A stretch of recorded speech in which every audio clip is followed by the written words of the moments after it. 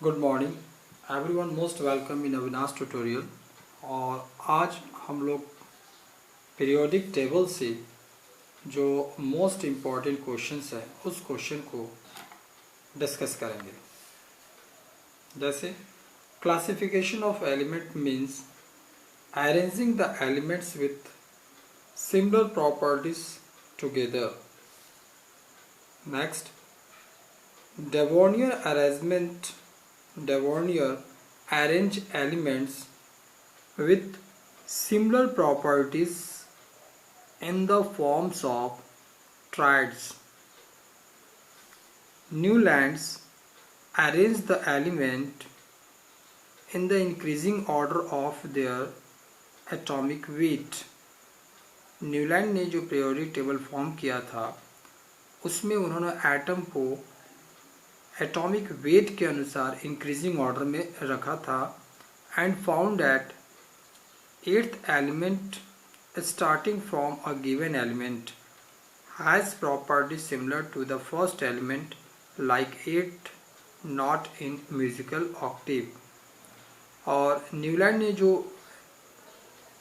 Atomic mass के according increasing order में element को अरेंज किया था तो उसने ये पाया कि जो एट्थ एलिमेंट है उसकी जो प्रॉपर्टीज़ हैं वो प्रॉपर्टीज़ फर्स्ट एलिमेंट की प्रॉपर्टीज़ के बराबर हो जाती है। जैसे कि अगर म्यूज़िकल नोट्स सारे गामा लेते हैं तो आखिरी जो इसका जो नोट्स हो जाता है म्यूज़िकल जो ऑक्टेव हो जाता है, जो एट्थ पोजीशन होता है वो पहले पोजीशन के बराबर हो जाता है, वैसा ही साउंड निकलने लगता है। तो इसी के अकॉर्डिंग जो है न्यूलैंड्स ने उस समय जो पीरियोडिक टेबल थे वो फॉर्म किए थे। Mendeleev arrange the element in the increasing order of their atomic wait.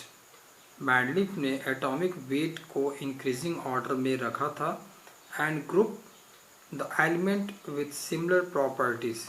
और इसके बाद जो सिमिलर प्रॉपर्टीज़ के एलिमेंट थे उनको अलग अलग ग्रुप में किया था। He stated that the properties of element and periodic functions of their atomic weight.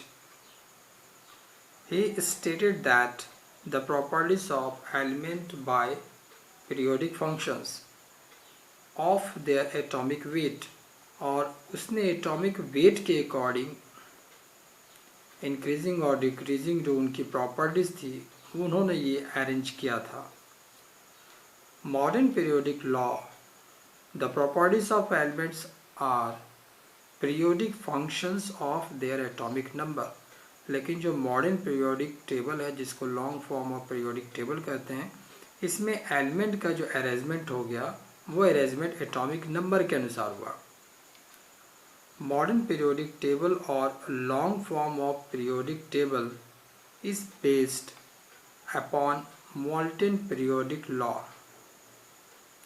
जो मॉडर्न पीरियोडिक टेबल है या long form of periodic table है वो बेस है मॉडर्न पीरियोडिक लॉ पे, which state that when element are arrange in the increasing order of their atomic number there is a repetition of the properties after a certain interval of the element. तो जो modern periodic table में element को arrange किया गया है वो according to atomic number के according arrange किया गया है, जिसमें कि एक सर्टन नंबर के बाद अगेन सेम प्रॉपर्टीज रिपीट होती है। The cause of periodicity of properties is the recurrence of similar outer electronic configurations after regular interval।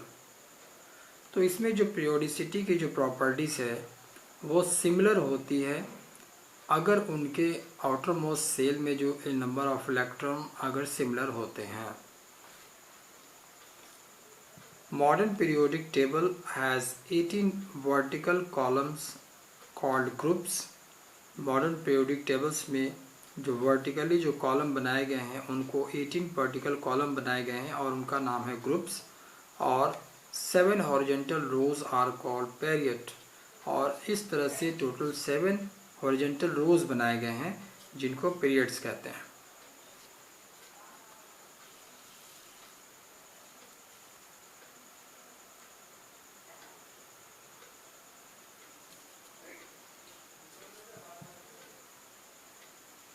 certain properties of element such as valency, atomic size, metallic and non-metallic character so